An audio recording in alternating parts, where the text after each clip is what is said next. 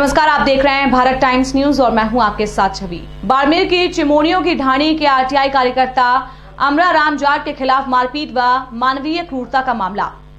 रोका, उन्हें टोका भी, लाचार बना, उसको समझाया भी, देकर वास्ता अपनी बेबसी का रिझाया भी। फौलादी हूं लेकिन फूल बनकर मुरझाया भी, लोकतंत्र की दुहाई देकर जोर जोर से चिल्लाया भी। तो छोड़ दो जालिम, बूढ़े माता पिता से मुझको मुझसे मिलवाना है।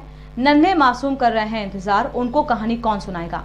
रहा मेरी तकती होंगी अर्धांगिनी, उनको कौन समझाएगा। नहीं लौटा घर तो ये बस्ती सब मिट जाएगी। घर आंगन और ये खेत खलिहान सब एक पल में उड़ जाएंगे। बस करो हे दानवो, अब बस करो, तुम्हें है राम का वास्ता, श्री राम का वास्ता। शायद यही मन में भाव लिए अमरा राम जाट की फहरिस्त की उम्मीदों को पंख दे रहे होंगे। बेरहम दरिंदों के चंगुल से निकलने को अपने मन में झटपटाहट महसूस करने लगी हो। फरियादी की फहरिस्त भले ही अल्प समय में भी लंबी हुई होगी, लेकिन उन दरिंदों का दिल एक बार भी नहीं पसीजा होगा जब वो दरिंदे हैवानियत की हद को पार कर मानवता को झकझोर करने पर आमादा हुए होंगे। जहां तक अमरा की उम्मीद और जज्बे की बात करें तो दिसंबर की 20 तारीख को सोशल मीडिया से मुखातिब होकर भ्रष्टाचारियों के खिलाफ लिखा था, जब तक सांस है भ्रष्टाचार के खिलाफ लड़ता रहूंगा। एक अकेला आरटीआई कार्यकर्ता का भ्रष्टाचारियों के खिलाफ इस हौसले और जुनून से लड़ना काबिले तारीफ है।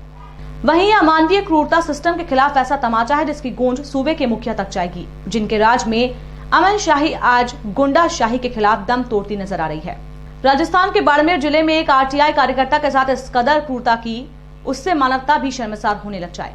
एक आरटीआई कार्यकर्ता को बंदी बनाकर उसके पांव में कीलें ठोक दी, हाथ पैर तोड़ दिए, यहां तक मूत्र का सेवन कराया गया। अमरा राम रोया भी, चिल्लाया भी, लेकिन दरिंदों ने उसकी एक ना सुनी। पुलिस ने भले ही 4 आरोपियों को दस्तयाब किया है, लेकिन चंगुल से अभी भी कई दरिंदे पर्दे के पीछे हैं। पुलिस के सामने आरोपियों ने अपना जुर्म को स्वीकार किया है। ग्राम पंचायत की शिकायत पर अमरा राम पर हमला हुआ है। इस पूरे मामले में पुलिस अधीक्षक दीपक भार्गव ने बाड़मेर जिले के गिड़ा थाना अधिकारी जयराम को लाइन हाजिर किया है, वहीं बीट कांस्टेबल को निलंबित किया है। इधर एक समाचार पत्र निहारिका टाइम्स की माने तो आरटीआई एक्टिविस्ट अमरा राम जाट पर सूचना मांगने पर भ्रष्टाचारियों द्वारा जानलेवा हमला होने के बाद सामने आया कि इस हमले की साजिश गिड़ा पुलिस थाने में थानाधिकारी जयराम के साथ बैठकर रची गई थी। उसके आधा घंटे बाद अमरा राम पर जानलेवा हमला हो गया। विश्वसनीय सूत्रों की माने तो अमरा राम पर हमले में उपयोग की गई एक्सयूवी कार हमले से आधा घंटे पहले गिड़ा पुलिस थाने में मौजूद थी। साथ ही अमरा राम ने जानलेवा हमला करवाने के लिए जिन पर आरोप लगाए हैं वो भी गिड़ा पुलिस थाने में था। पुलिस थाने में थानाधिकारी जयराम को हमला करने की योजना की जानकारी देकर वो वहां से निकल गया। उसके आधे घंटे बाद ही अमरा राम पर जानलेवा हमला हुआ। हमलावरों ने अमरा राम को मरा समझकर भाग गए। आरटीआई एक्टिविस्ट अमरा राम पर जानलेवा हमला होने के तुरंत बाद ही जयराम को फोन पर हमला होने की सूचना दी थी। उसके बाद भी एसएचओ जयराम फोन पर व्यस्त रहा और कुछ देर बाद पुलिस के सिपाहियों को भेजा। इस तरह हमलावरों को भागने का पूरा मौका दिया गया। जिस एक्सयूवी का उपयोग हमलावरों ने हमला करने के लिए किया था उसको पुलिस ने बरामद करने की बजाय दूसरी गाड़ी को जब्त किया है, क्योंकि वो गाड़ी एक रसूखदार नेता की है। गौरतलब है कि अमरा राम ने पिछले सप्ताह में भी गिड़ा एसएचओ जयराम को 2 बार फोन कर संदिग्ध लोगों द्वारा पीछा करने व कॉल कर जान से मारने की धमकी देने की सूचना भी दी थी, लेकिन उन्होंने इसको नजरअंदाज कर दिया था। मैंने प्रशासन गाँव के संग अभियान में ग्राम पंचायत कुंपलिया में नरेगा एवं प्रधानमंत्री आवास में जो घपला हुआ था उसकी रिपोर्ट दी थी। उसके संबंध में नगराज ने कई लोगों से मेरे को फोन भी करवाया और मुझे धमकी दी थी कि मान जा, नहीं तो तेरे हाथ पैर तोड़ के डाल देंगे।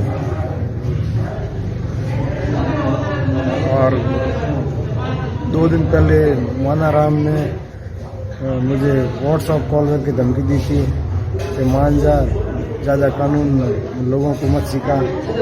और ग्रुपों में सोशल मीडिया में व्हाट्सएप पर भी शराब के लिए मैंने प्रशासन गाँव में दिया था जो ज्ञापन, उसमें भी उन्होंने ग्रुप में सबके सामने लिखा था।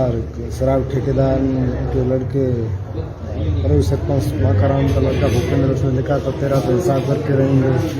ये कल देर रात की घटना है। आरटी कार्यकर्ता जो अटैक हुआ था उसके बाद में उनको प्राथमिक उपचार के लिए बालोतरा ले जाया गया, फिर वहां से higher centre MDM hospital Jodhpur refer कर दिया गया। तो एडिशनल एसपी साहब बाड़मेर उनसे मिलने गए हैं। वहां से उन्होंने बताया कि वो आउट ऑफ डेंजर हैं, उनका इलाज प्रॉपर्ली चल रहा है। इसमें हमने जो गंभीरतम धाराएं हैं उसमें अभियोग पंजीबद्ध कर लिया है।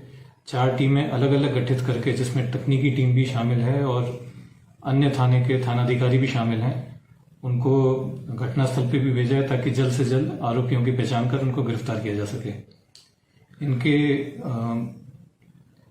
इन्होंने कुछ एक सूचनाएं दी थी पुलिस को और आरटीआई के थ्रू किसी उसको, तो संभवतः उससे खफा होकर लोगों ने ये किया है। तो इस चीज की बहुत सूक्ष्म और गहन अनुसंधान पूरा किया जाएगा।